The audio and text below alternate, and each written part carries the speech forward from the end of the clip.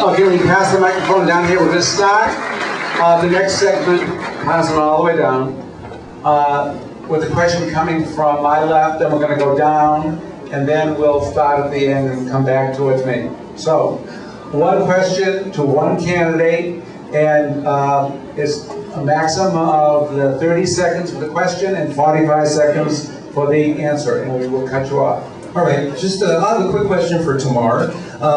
You were recently elected, not recently, but you're in the middle of your first term to the school board. You ran to help our schools and fix them. The schools were closed. We've had a lot of problems. A lot of money was spent to get you elected. How do you justify hopping to another job with the amount of money that was spent to get you elected and the fact that you really haven't accomplished everything that you set out to do? Okay, pass the microphone down. Okay,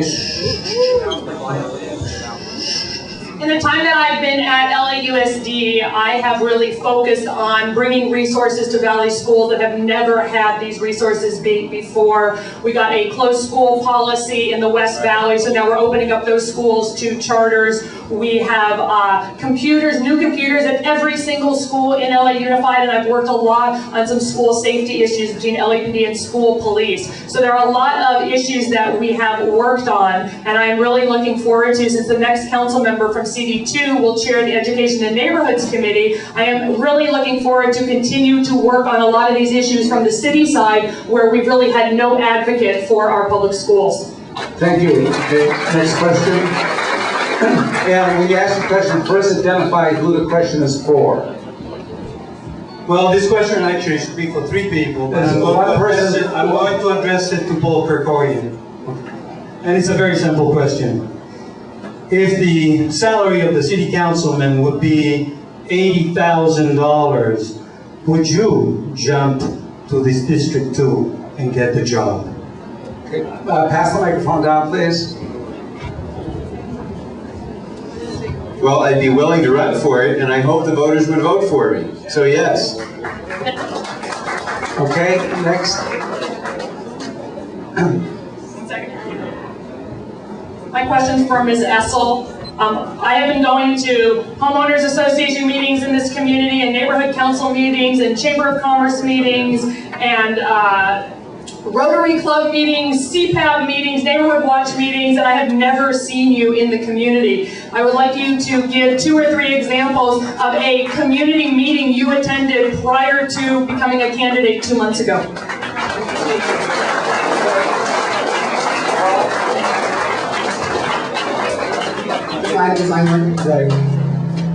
Well, I certainly have attended a lot of meetings in the Valley. In particular, I'm a businesswoman. I attended a lot of business-oriented meetings in the Valley. I have worked tirelessly to create jobs that will affect Valley residents in terms of the entertainment industry and in many other ways around the city.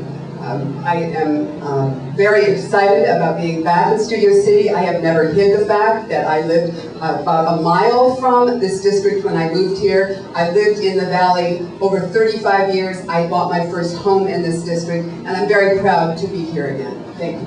Thank you. Next question. Yep. Tamar or Paul? No, one person. You pick the person. Tamar. Because we have people who are leaving their terms before they're done, the constituents are concerned about the expenses created by professional politicians job hopping.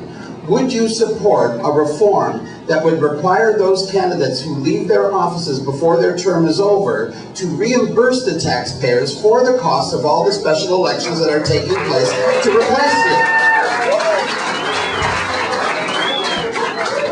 When I'm elected, I'm hoping that we can actually appoint someone to fill out the rest of my term as a school board member, and therefore we wouldn't have a cost of a special election. And I also think that the city attorney, you can not interrupt me, that would be helpful. I also think the city really needs to look into vote by mail, and we don't need to have a special election with polling places every single time, especially when there's just one thing on the ballot, and that would go a long way in reducing some costs.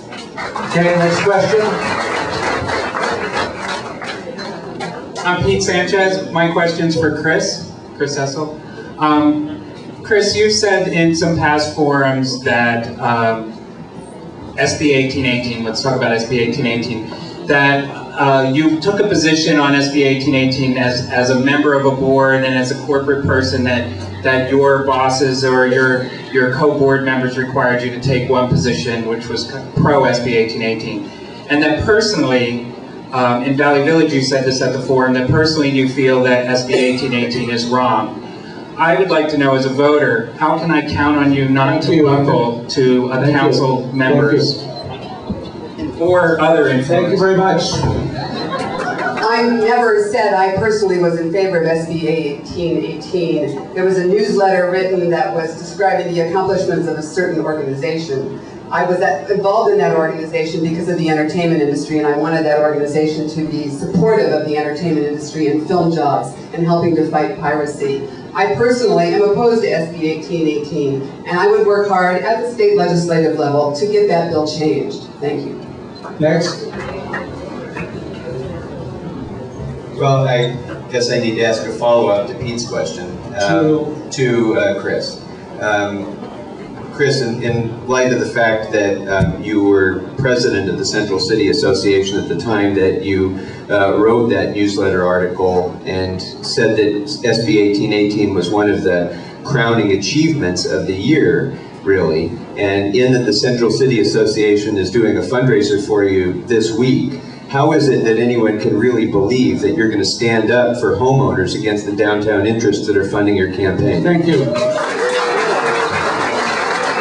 Every day when I came home from work, I was a neighborhood advocate. I took all the skills and resources I had and relationships I had to protect my community. I started my own homeowners association to fight the noise and blight created at the John Ensign Ford Theater. I repopulated my current board with activists that fought bad development and brought in good development. I have every intention of being a neighborhood advocate when I get into city council. Thank you. Want me to pass the microphone down to Mary? Let's see. My question is also for Chris Essel. Redistricting is right around the corner.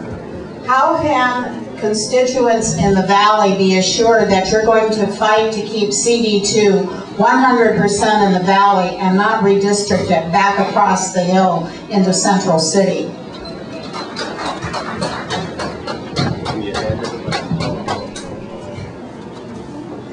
Well, I think CD2 is a tremendous district, the way it's currently configured. It has wonderful communities from Studio City, Sherman Oaks, Valley Village, Valley Glen, and the wonderful areas up in Sunland Tahunga.